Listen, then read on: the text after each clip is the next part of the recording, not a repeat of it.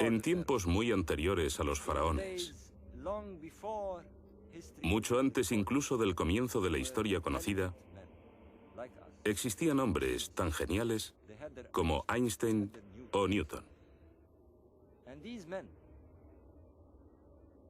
Y esos hombres necesitaban entender la existencia, comprender el cosmos.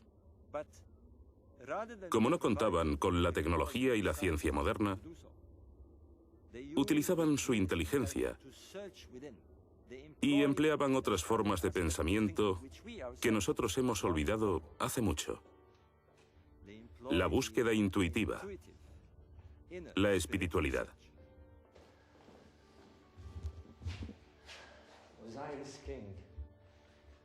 El rey Osiris. Ojalá se pudiera atravesar la Vía Láctea, el Nilo celeste, y que después de la muerte la vida nos llevara de la mano hasta Orión.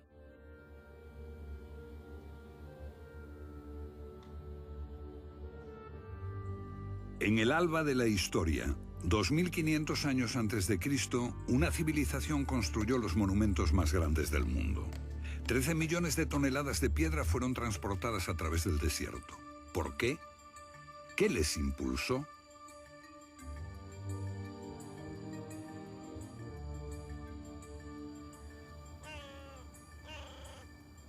Los egiptólogos nos dicen que sirvieron para construir las tumbas de 3 faraones. Robert Boal, escritor e investigador británico nacido en Alejandría, pasó muchos años de su vida bajo la sombra de estas pirámides. En los últimos 20 años ha estado investigando su significado en las estrellas y en los mitos.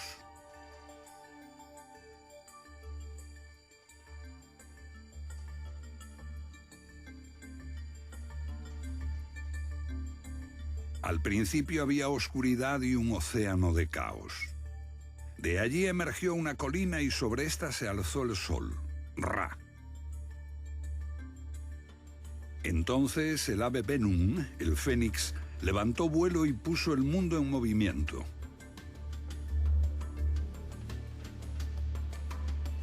En aquel lugar estuvo la ciudad sagrada de Heliópolis, en torno a un pilar coronado por el sagrado Benben, el símbolo de aquella colina original.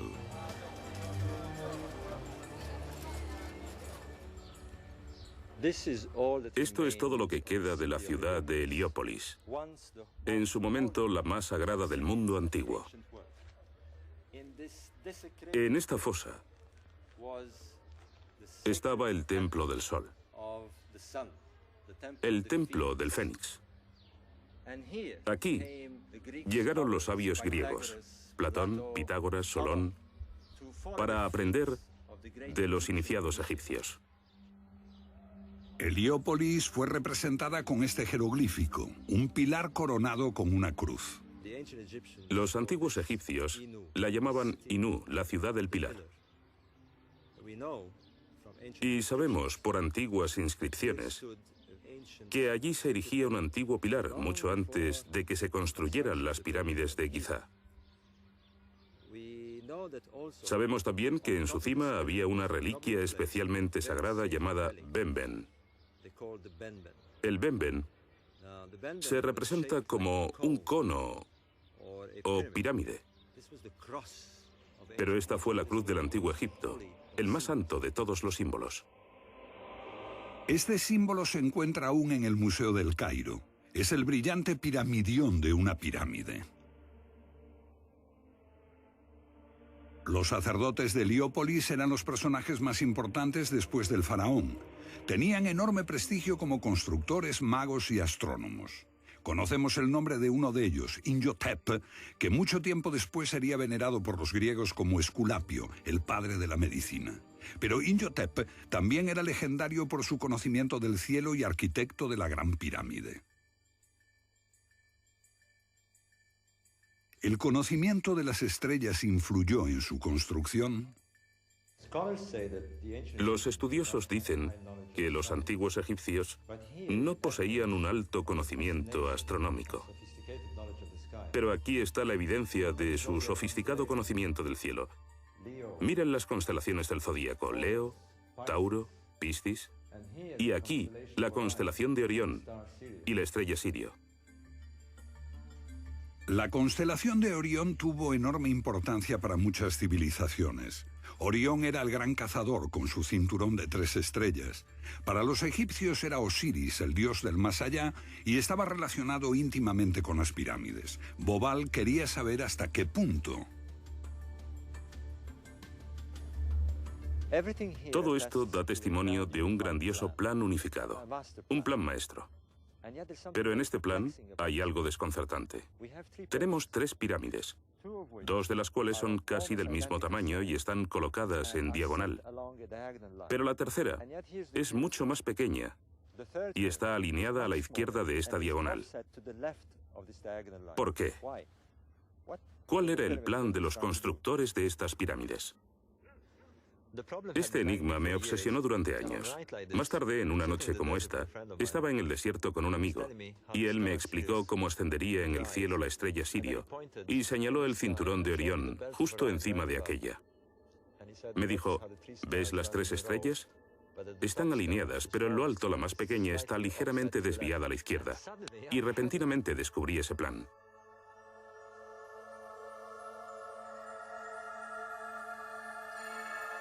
Bobal sabía que otras 2 pirámides cercanas tenían también nombres de estrellas. Lo que descubrió fue asombroso. Orión, el rey Osiris, estaba tanto en el cielo como en la tierra. Pero algo no encajaba.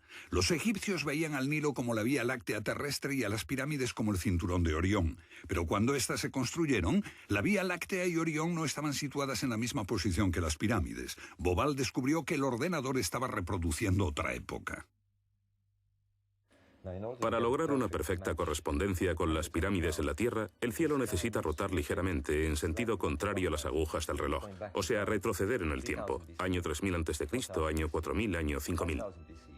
La posición de las estrellas cambia a través del tiempo por un fenómeno llamado precesión. Igual que en una peonza que rota y se traslada, el eje terrestre tiene un pequeño balanceo. Este produce un pequeño retraso en el punto por el cual debe salir el sol en el equinoccio de primavera. Año 7000, 8000, asombroso. La correspondencia entre cielo y tierra nos sitúa en el año 10.500 a.C.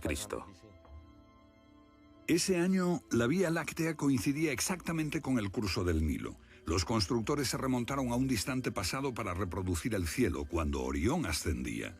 Aquella era la mítica edad primera de su religión, cuando los dioses gobernaban Egipto. Otro enigma. En la Gran Pirámide hay unos extraños canales muy estrechos que apuntan al cielo. Los egiptólogos les llaman canales de ventilación. No hay forma de que pudieran haber sido canales de ventilación. El diseño es demasiado complicado. Apuntan hacia fuera de la pirámide, al cielo. Deben haber tenido una finalidad superior. Los astrónomos descubrieron que esos canales estaban dirigidos a la Osa Menor y a Alfa Draconis, la estrella polar de la antigüedad. Obviamente, no se metieron en estas complicaciones por juego. Para los antiguos egipcios, Orión era Osiris, el gran dios de la resurrección. Esto es una reconstrucción del cielo en el año 2500 a.C. Veamos qué ocurre en el cinturón de Orión cuando éste cruza la línea norte-sur. El canal de la cámara del rey apuntaba a Orión, el dios Osiris. Ahora bien, aquí a la izquierda de Orión está la estrella Sirio. Para los antiguos egipcios era la estrella de Isis, la esposa de Osiris. Y fue maravilloso descubrirlo. Bobal descubrió que el último canal apuntaba a Sirio, la estrella de la diosa Isis. Los antiguos egipcios estaban construyendo caminos hacia Isis y Osiris, sus dioses del más allá y de la resurrección.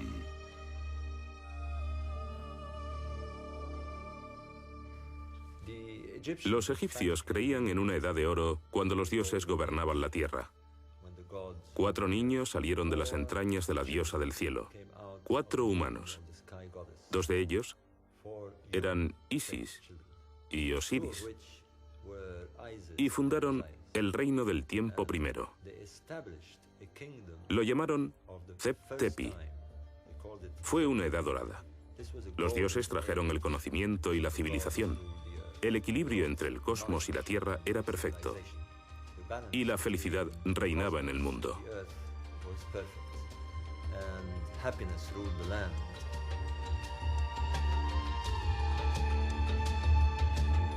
Una edad de oro en la que reinaba Osiris. Pero Set, su hermano, sintió celos y lo mató. El mundo se hundió en el caos cuando Set cortó el cuerpo de Osiris en 14 trozos. La sangre y la oscuridad envolvieron Egipto.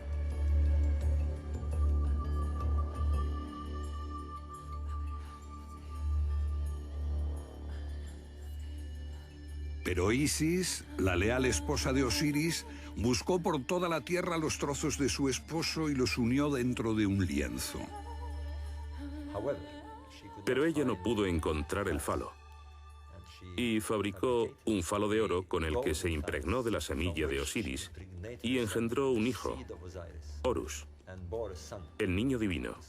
Horus se convirtió en el primer faraón y todos los faraones posteriores creían ser reencarnaciones de este Horus.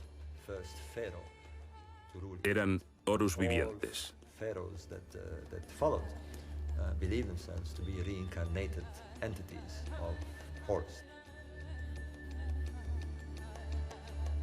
Horus, con cabeza de halcón, vengó a su padre, venció a Set. Isis y Osiris se reencarnaron en los cielos donde son los reyes de la noche y del más allá. Osiris como Orión, Isis como la estrella Sirio.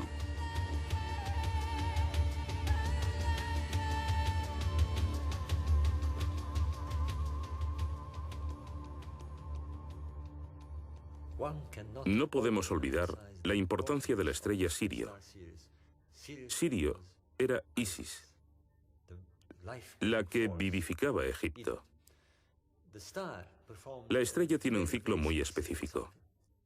Es la más brillante del hemisferio norte, la más venerada por los egipcios. Pero podía desaparecer. Durante un periodo de 70 días, Orión y Sirio no eran visibles. Este periodo de 70 días era también el tiempo de embalsamiento del difunto. Les llevaría 70 días realizar todo el ritual y, por lo tanto, es evidente que lo asociaban a la desaparición de las estrellas durante 70 días. 70 días de espera y luto, temiendo que la estrella volviese a nacer. Pero entonces, en un día mágico del solsticio de verano, 70 días después, la estrella resurgía en el horizonte por el este al amanecer, unos minutos antes que el sol. Y este destello, esta chispa, era la vida. La reaparición de la estrella era el momento culminante del culto egipcio. En esos mismos momentos, el Nilo aumenta por las lluvias monzónicas. La inundación del Nilo trae nueva vida a la tierra reseca. Para Egipto significaba el renacimiento, y era tan importante que esta inundación marcaba el comienzo del nuevo año. Esta milagrosa conjunción de la salida del sol en el solsticio de verano con el renacimiento de Sirio anunciaba la inundación del Nilo, que fertilizaba los cultivos y respaldaba la gran idea egipcia del renacimiento.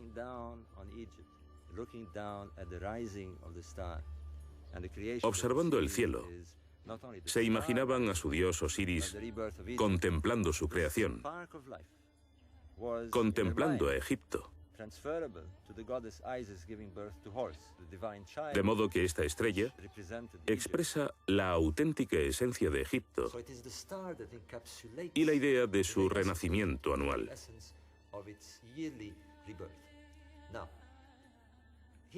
Tenemos así una madre divina, esta estrella del este. Curiosamente, el mismo concepto aparece 3000 años más tarde en un culto totalmente nuevo. Pero, ¿es realmente un culto nuevo?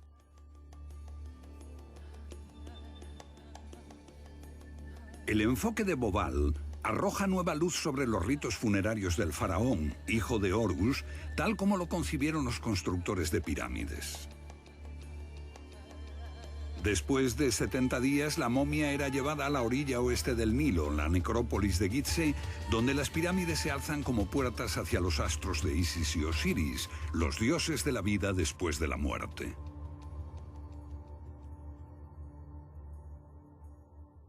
Les estoy llevando al interior de la tumba. Aquí están los escritos religiosos más antiguos de la historia, los textos de las pirámides. Su significado fue olvidado, porque los egiptólogos consideraron a la religión egipcia como un culto solar. Pero esta no es una religión del día y de la vida, es una religión de la noche y de los muertos. Estos textos nos dicen que el rey se convierte en una estrella en el reino de Osiris, en la constelación de Orión. Uno de esos textos dice: «Oh rey, tú eres compañero de Orión». Y otro afirma: «Puede que atravieses la Vía Láctea y vayas al lugar donde está Orión».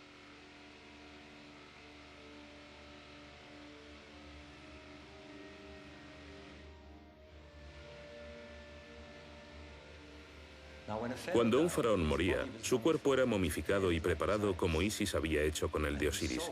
Entonces, su alma podía ascender al cielo. Pero antes de esto, el monarca muerto tenía que asegurarse de que el poder divino había pasado a su hijo, el Horus viviente. Esto se conseguía en una ceremonia llamada apertura de la boca, en la que se empleaban instrumentos para abrir la boca de la momia y devolverle la vida.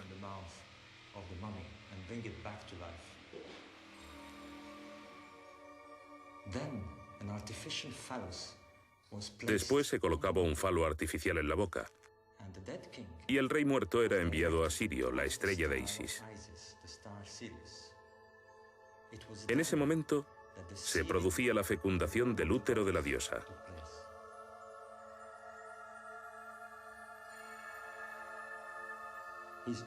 Como su misión terrenal estaba cumplida, el rey muerto podía partir al cielo. En efecto, lo que tenemos aquí es el restablecimiento de la resurrección del mito de Osiris, en términos estelares.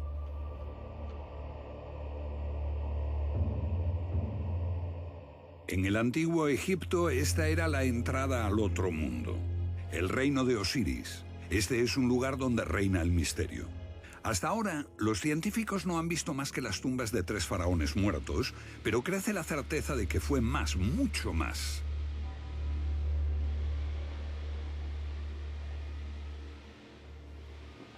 En lo profundo de este canal, un prestigioso arqueólogo está excavando corredores y cavernas que reavivan el mito de Osiris. Esto se convirtió en un lugar sagrado para los egipcios. La gente quería ser enterrada aquí para estar en conexión con Osiris. Estamos ahora a 30 metros de profundidad, entre la Esfinge y la segunda pirámide.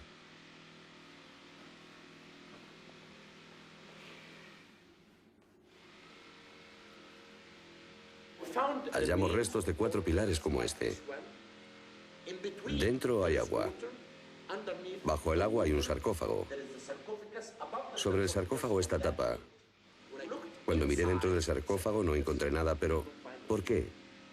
Osiris no está aquí, pero su espíritu simbólicamente sí. Ellos lo veían como la tumba de Osiris, y esto es realmente un cenotafio simbólico de Osiris, y es único. Se convirtió en una leyenda porque mucha gente poseía una pequeña estatua del dios hecha de madera, con la erección. La erección significa resurrección, porque Osiris es el dios de la resurrección. Fue asesinado por el malvado Set, pero Isis lloró y sus lágrimas formaron el río Nilo. Ella restauró el pene que no pudo encontrar y con él tuvo a su hijo Horus, que venció al demonio.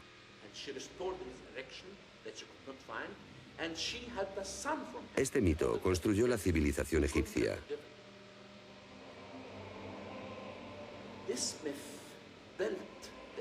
Sin Isis, no hay Nilo. El Nilo fertiliza la tierra. Y sin Nilo no existe Egipto. El relato también nos dice que el demonio tiene que ser derrotado siempre.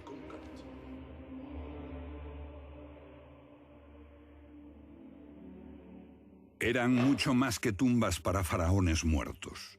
Esta fue la grandiosa expresión de una civilización con una visión cósmica. Indagaba en la muerte y en la resurrección a través de ritos mágicos y de iniciación. El punto central de la religión egipcia, la idea total del culto de iniciación y del sentimiento místico, consiste en conocer cómo se produce esta transfiguración y viaje a la otra vida para formar parte del reino de Osiris en el más allá. Osiris es la constelación de Orión. Ellos lo llamaban Sahu, un extraño nombre que significa convertirse en un ser astral. Le pusieron este nombre a la momia. Las hemos llamado momias, pero en el antiguo Egipto su nombre significaba convertirse en Sahu. Transformarse en Sahu era convertirse en momia, pero también en una entidad espiritual. Fundirse con Orión. Del mismo modo decimos unirse a Cristo o hacernos uno con Cristo después de la muerte. ¿Eran las pirámides de Gizeh un intento de alcanzar la vida más allá de la muerte? Las nuevas teorías ganan terreno. Eran un modelo real en la Tierra de esa región del cielo a donde se espera que viaje el alma. De modo que este era un lugar de iniciación, un lugar de preparación en los misterios sobre qué espera más allá de la muerte.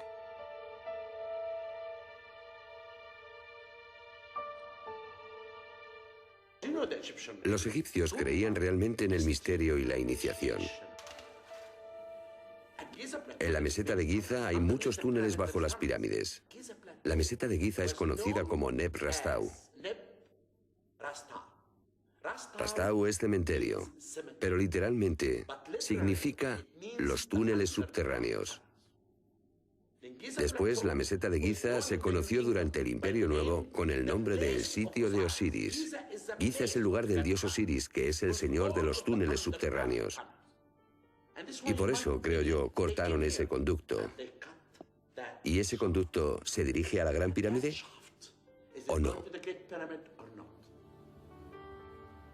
Es posible que haya muchísimo trabajo para los arqueólogos. ¿Qué hay bajo la Esfinge, donde los sismógrafos detectaron varias cavidades?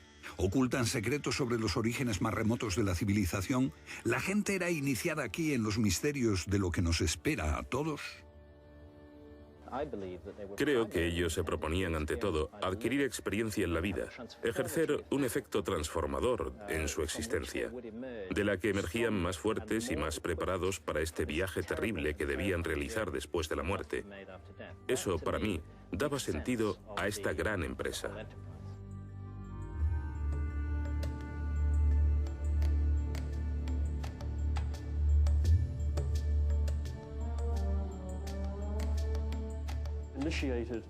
Eran iniciados en los misterios del silencio y la quietud. Pero estaba prohibido hablar de ello, y por extraño que parezca, nadie lo hizo. Todo lo que sabemos es que atravesaban los umbrales de la muerte. Era un anticipo de la muerte. Ser conducido a través de una dimensión que abarca emociones como miedo, pánico, amor.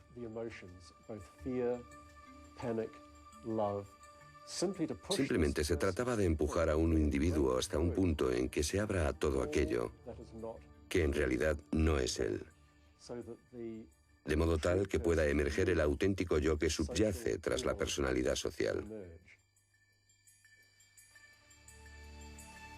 Un lugar donde los hombres pueden estar junto al Dios.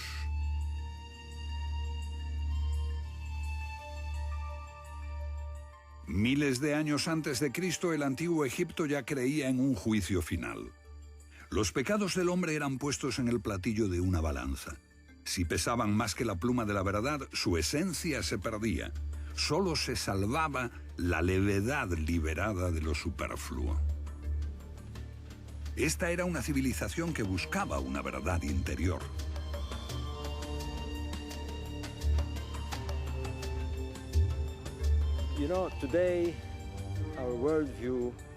La visión del mundo de nuestros científicos nos dice que la verdad está fuera y que tenemos que buscarla fuera. Pero los antiguos egipcios decían que la verdad estaba en el interior de cada uno. y su búsqueda era hacia adentro. Ellos creían que en el individuo vive la chispa de la divinidad, y para aprender a expandir esa llama interior, para alcanzar la plena madurez, tenían que hablar con su propio interior en un lenguaje que llamaban el idioma de los dioses. Veamos cómo percibían ese lenguaje. Si somos parte del cosmos, debemos comunicarnos con este. Y ellos lo hacían sintiendo, captando mensajes del viento, de las estrellas, la luna, la fertilidad de la tierra, el nacimiento de sus hijos. Este es el lenguaje de la naturaleza, el lenguaje del cosmos. En algún momento comenzaron a entender que se podía codificar en símbolos este lenguaje. Se podía simbolizar el principio cósmico. Este es el principio de la escritura sagrada. Así se inventaron los jeroglíficos. Su invención proviene de los dioses.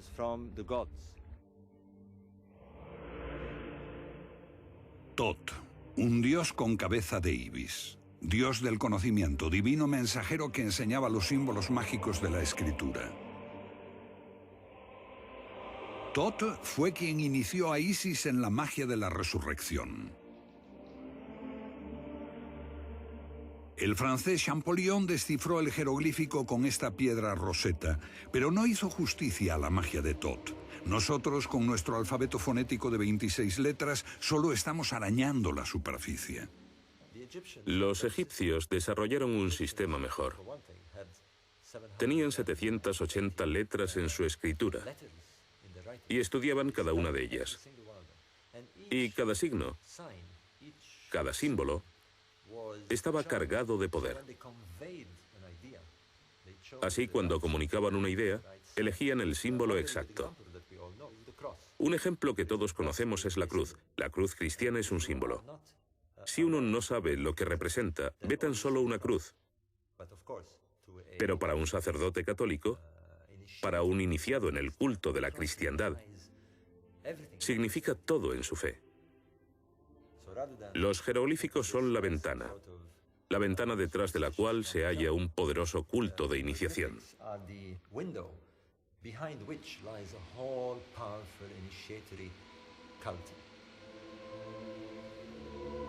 ¿Qué significaba para los egipcios este símbolo en el que están iniciados todos los católicos? El misterio de la Eucaristía. Bobal cree que el antiguo Egipto hablaba en símbolos y que su magia aún puede hablarnos hoy, aunque no logremos entenderla.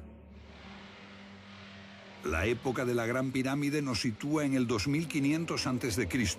Después de 2000 años, las ideas religiosas se debilitaron y aparecieron nuevos dioses.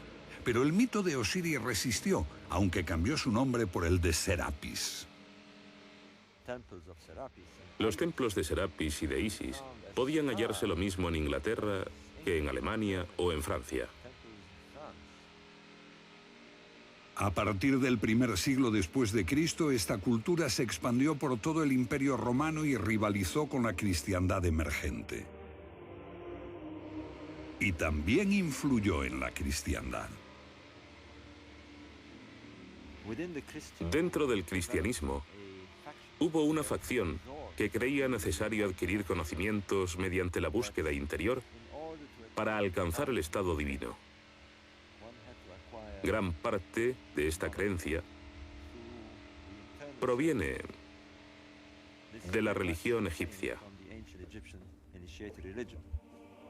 Alejandría, Egipto, un lugar de iniciación para los seguidores de una vieja fe y de una nueva. Aquí vinieron los primeros cristianos a buscar la gnosis, el conocimiento mediante la iniciación, para buscar al Dios dentro de uno mismo como una verdad interior. Para ellos, Jesús era un guía que les conduciría hasta la divina chispa de su interior. Para eso no necesitaban iglesia ni jerarquía, solo mirarse a sí mismos para encontrar a Dios. En un sentido, esto representa el otro mundo. Las tenebrosas regiones donde los iniciados se ponen en contacto con las divinidades. es la luz penetrando en la oscuridad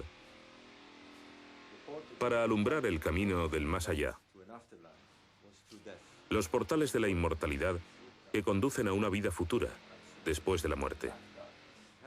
Por lo tanto, los iniciados debían llegar aquí en absoluta oscuridad, quizá sin ninguna antorcha, y aquí se impregnarían del alma del lugar y se encontrarían en una particular posición. Habían alcanzado el punto donde es posible ir de la vida a la muerte y luego al renacimiento. Estas gentes fueron los primeros cristianos y el eslabón entre el culto mistérico de los antiguos egipcios y la religión agnóstica. La religión agnóstica es, en cierto sentido, el culto mistérico del antiguo Egipto, cristianizado. De modo que tenemos la resurrección representada por los rituales de momificación. Aquí vemos a Anubis sobre una momia y a Thoth, llamado Hermes por los griegos. Estamos aquí en el siglo II después de Cristo y vemos a los primeros cristianos haciendo rituales propios del antiguo Egipto, presentando la pluma de la verdad, el símbolo de la verdad, a la divinidad. En este tiempo, el cristianismo primitivo no había formado aún su iconografía y sus mitos. Elaboró la cristiandad sus mitos. De los 4 evangelios hay uno que formuló la idea de la natividad y la imagen de María como sagrada madre de un niño divino, Jesús. Y curiosamente relaciona el relato con Egipto, el Evangelio de Mateo. El Evangelio de Mateo es único por 3 motivos relacionados con la historia de la Navidad. 1. Los magos. Vinieron de Oriente y seguían a una estrella.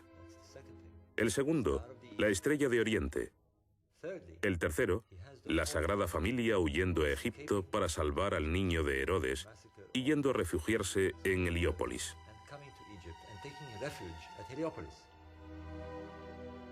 Esta iglesia cristiana cerca de Heliópolis tiene una pintura de la huida a Egipto de la Sagrada Familia. Y la tradición está igual de viva hoy que cuando ellos hicieron esta pintura. Dibujaron el árbol bajo el que supuestamente descansó la Sagrada Familia. Esta historia solo aparece en el Evangelio de Mateo. Ahora sabemos que el Evangelio de Mateo se escribió en Alejandría, en Egipto. Pero, ¿qué tenía el autor en mente? Bobal cree que Mateo desarrolló el icono de la Sagrada Madre y del Niño Divino para convencer a los egipcios porque para ellos se trataba de una imagen muy familiar. El icono más importante del culto religioso del antiguo Egipto es sin duda esta diosa Isis con el niño Horus en su regazo. Los cristianos tratan de extender aquí una nueva religión, un nuevo culto entre gente que creyó durante 3 milenios que el niño divino era el hijo de Isis. De hecho, en cierto sentido, se secuestró el mito estelar de Isis y Horus, y la estrella Sirio se insertó en la mitología cristiana. Los antiguos creadores del incipiente culto cristiano introdujeron el mito de Isis en su nueva religión. Utilizaron un astro, la estrella de Oriente o de Belén. ¿Pudo ser esta Sirio, la antigua estrella de nacimiento divino para los egipcios? Después de 3000 años, por el fenómeno de la precesión de los equinoccios, fue cambiando el tiempo de la salida y la puesta de Sirio. Cuando nació Jesús, Sirio aparecía en torno al solsticio de invierno, no en el solsticio de verano, como en el antiguo Egipto, sino en torno al 25 de diciembre, para ser precisos, justo después de la puesta del sol.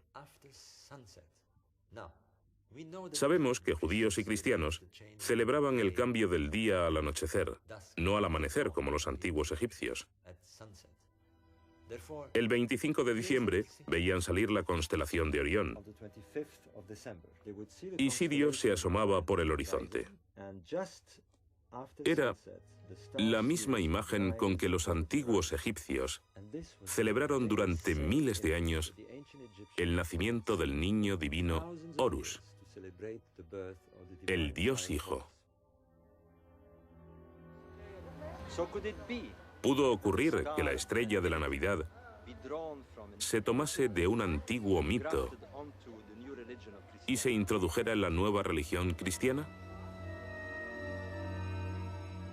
Guiados por la estrella, ¿los Reyes Magos fueron concebidos para coincidir con el antiguo mito egipcio? La constelación de Orión, con 3 brillantes estrellas formando el cinturón, se asomaría anunciando el nacimiento de Sirio.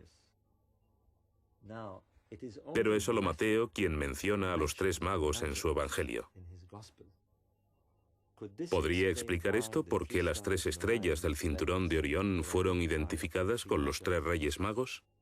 Es evidente, si se estudian juntos el mito y la historia, que quienes lo escribieron veían a Isis como la madre de Jesús.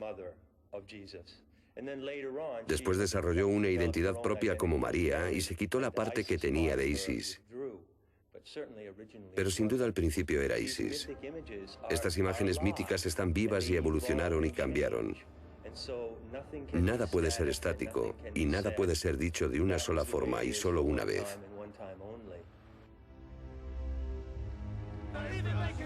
En sus comienzos, la cristiandad se resquebraja por los debates teológicos.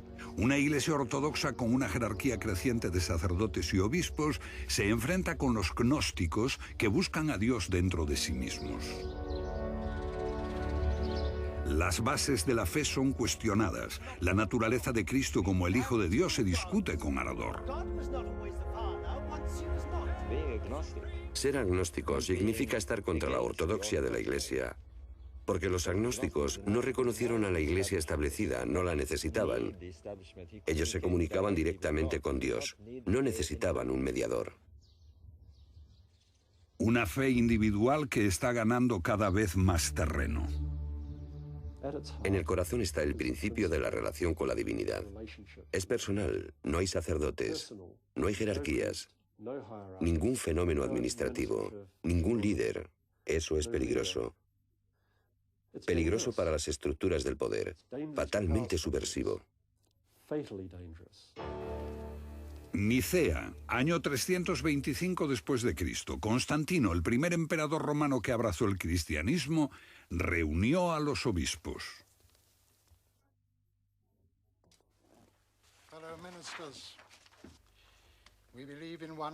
Como estadista optó por la ortodoxia y el apoyo a su poderosa jerarquía. And in one Lord, Jesus Christ, the Son of God, begotten from the Father, God from God, light from light. Los evangelios gnósticos arden. Los cristianos matan a cristianos por millares. Los gnósticos y los paganos son arrasados. El Seapeum, el templo de Osiris en Alejandría y su gran biblioteca son pasto de las llamas.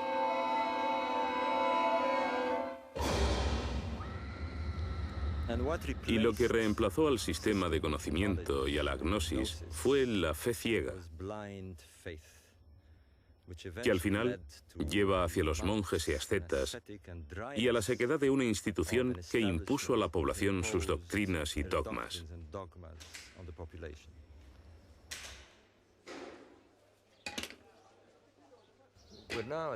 Estamos ante la mayor encrucijada de la cultura mundial. Aquí está Fila, donde aún se conservan la cultura y la religión egipcia, el gran templo de Isis. Pero la chusma cristiana finalmente se abre paso con sus martillos y cinceles. Derriban lo que consideran imágenes paganas y empiezan a entrometerse. Los sacerdotes le rogaban: deteneos. Este es el templo más sagrado de Egipto. Es el templo de la diosa madre, miles de años. Vuestra diosa madre. Tenéis una diosa madre. Tenéis la vuestra. Y le rogaron que ocuparan el templo y lo usasen como un santuario cristiano. Y así, en una desesperada súplica para salvar el culto de Isis, los sacerdotes egipcios se hacían a un lado y dejaban que la nueva religión absorbiese su iconografía y sus símbolos. A finales de la antigüedad, los últimos supervivientes ocultaron de los perseguidores sus evangelios y la antigua filosofía.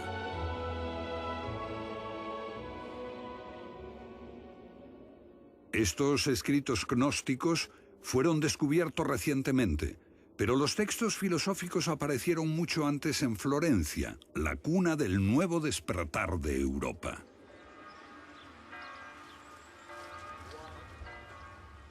En 1460, un monje envió a Cosimo de Medici un montón de libros. Resultaron ser la Hermética, las palabras perdidas de Hermes Trimegisto, el Tod egipcio. Cosimo le pidió a su traductor Marsilio Ficino que dejase de lado a Platón y tradujese de inmediato los textos herméticos. Una bomba intelectual estaba a punto de estallar. De pronto, la sabiduría egipcia surgió ante la conciencia europea y se convirtió en algo sumamente importante.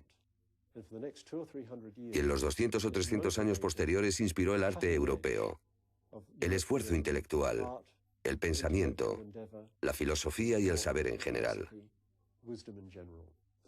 Bajo el corpus hermeticum subyace el poder del simbolismo. Esos símbolos no son solo algo por lo que se reconoce a alguien o un eslogan publicitario. Significan algo mucho más profundo. Ellos creían que el símbolo podía conducirles a la iniciación. El hermetismo se hizo tan popular que incluso el Papa Borgia decoraba sus apartamentos en el Vaticano con escenas de Osiris, Isis y Hermes Tod, imaginadas por pintores del Renacimiento. Aquí la religión insinuaba que contenía una verdad más antigua que algunos consideraban más sabia que la de Moisés y la Biblia. La Catedral de Siena muestra esta imagen de Hermes Trimegisto, el dios Tot, entregando la sabiduría de Egipto, y el fénix de la creación y la antigua Heliópolis. Los papas esparcen por toda Roma símbolos de la antigüedad y obeliscos egipcios.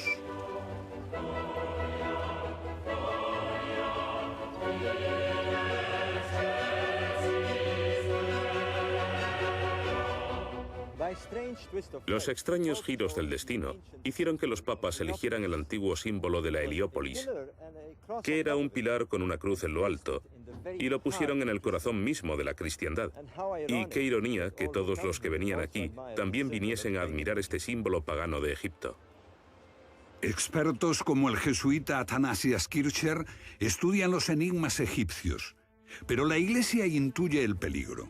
El hermetismo inspira formas nuevas e individuales de devoción que no interesan a la Iglesia. Las ideas se prohíben y los libros son quemados.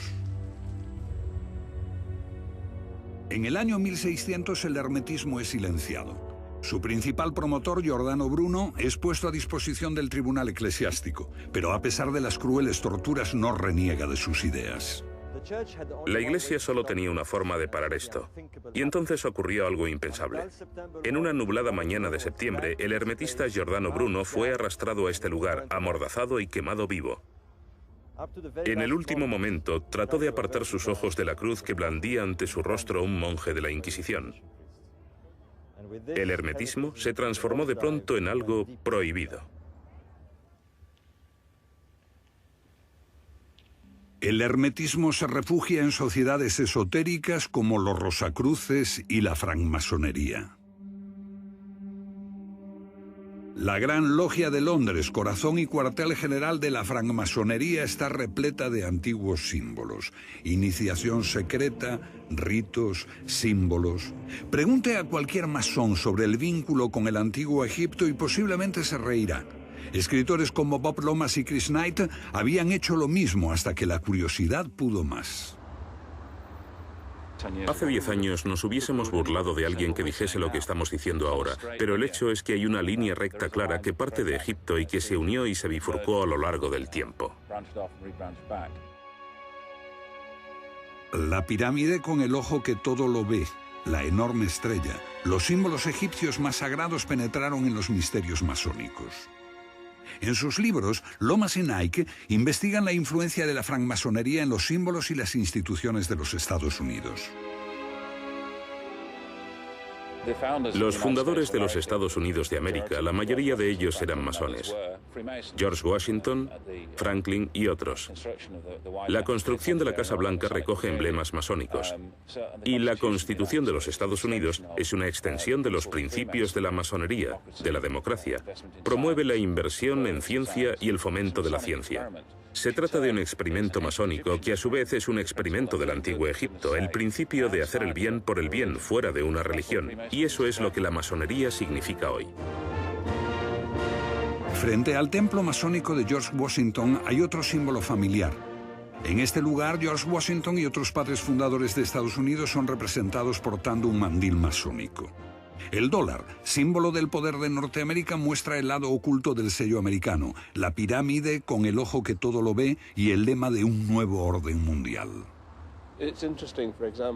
Es interesante, por ejemplo, que cuando el presidente americano presta juramento está haciendo un símbolo masónico, que no puedo demostrar por qué contravendría mis votos como masón. Él no explica de qué se trata, pero es el símbolo masónico de la fidelidad. Napoleón empezó su andadura en la escena mundial como conquistador de Egipto. Cuando Napoleón llegó a las puertas del Cairo, no llegó como cristiano. Él y su ejército estaban muy imbuidos en un culto revolucionario modelado con ideales masónicos. Prácticamente todos sus generales eran francmasones, y Napoleón se inició una noche que pasó solo dentro de la Gran Pirámide. Cuando volvió de Egipto, Napoleón estaba obsesionado con la idea de que le protegían las estrellas. Tanto que este monumento, conocido como Place de l'Étoile, Plaza de la Estrella, se situó a lo largo del eje central de París, de los Campos Elíseos. Y más aún. Esta gran arteria de París está a 26 grados este para alinearse con la estrella de Isis. Esto es lo que cree Bobal. Esto es lo que los parisinos veían cuando miraban al este, la salida de la constelación de Orión. Y aquí está Sirio asomándose en el horizonte, a 26,5 grados a la derecha del este, en perfecto alineamiento con los Campos Elíseos. Algunos historiadores dicen que el nombre de París puede estar relacionado con el nombre de Isis, porque aquí donde está la iglesia de Saint-Germain-des-Prés hubo una vez un templo de Isis. Y los romanos solían llamar este sitio Par Isis, que quiere decir cerca del templo de Isis. Par Isis, París. Napoleón quedó tan impresionado que ordenó incluir a la estrella Sirio y a la Isis en la proa del barco, en el emblema de París. La ciudad contiene muchas referencias a Isis y a Egipto, como este techo del Palacio del Louvre. El genio de París y el futuro. Un futuro que muestra a Isis, un obelisco y una pirámide a sus pies. Y un ángel anunciando la aparición. Y aquí está, la misma estatua en la plaza de la Bastilla, donde una imponente multitud se congregó bajo la estatua de Isis para celebrar el primer año de la Revolución Francesa. Y ahora, 200 años después, lo que vemos, bueno, como en el cuadro, un obelisco y una pirámide que fue inaugurada por el presidente Mitterrand en 1989, en el bicentenario de la Revolución. Aquí ven estos instrumentos mágicos muy antiguos colocados en el corazón del mundo. Pueden imaginarse a millones de personas caminando por aquí durante años y en ocasiones despierta la imaginación de uno. Alguien dirá, bueno, ¿por qué está aquí? ¿Qué está haciendo aquí? Y se ve obligado a evocar la magia del pasado y lo que significaban los símbolos. Símbolos que contienen, como los jeroglíficos, muchos significados. Lo mismo sucedió cuando Egipto tuvo la brillante idea de entrar en el nuevo milenio a través de la televisión mundial.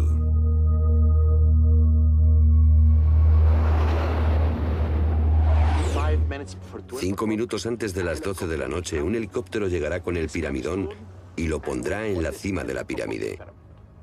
Ustedes tendrán que imaginárselo, el momento más emocionante de la historia.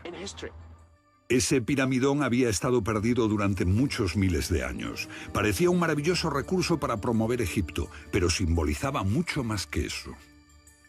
Se ha sugerido que, aparte de ser un símbolo masónico, representa el tiempo en que los ideales masónicos inaugurarían un nuevo orden mundial.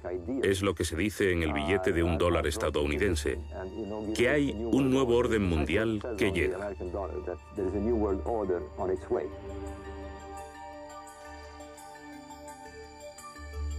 Un influyente profeta moderno, Edgar Cayce, había predicho la llegada de un nuevo Mesías, es decir, un nuevo Horus. Por primera vez en miles de años, Sirio, la estrella de Isis, aparecería al acabar el año por encima de la pirámide. Los antiguos egipcios representaban a Isis con dos símbolos, una estrella sobre un triángulo.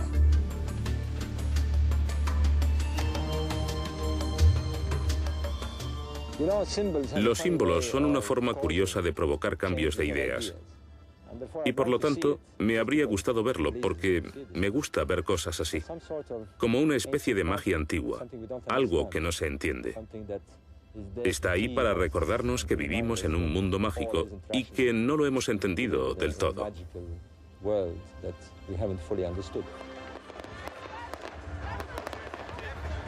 Pero Egipto celebró el milenio sin la televisión mundial. La prensa radical islámica condenó ferozmente el evento como un complot capitalista y un golpe de la francmasonería. Y la fiesta acabó sin el piramidón. Pero, ¿por qué estos símbolos del pasado todavía nos conmueven tanto? Egipto es importante, no porque sea el único lugar del mundo donde ocurrieron cosas importantes, sino por la escenografía. Uno podría decir, nos sorprende y nos recuerda que la humanidad hizo cosas fantásticas y tuvo experiencias místicas que fueron decisivas para su supervivencia. Y queremos volver a conectar con esas vivencias. Y creo que existe un enorme deseo de hacerlo en nuestro tiempo.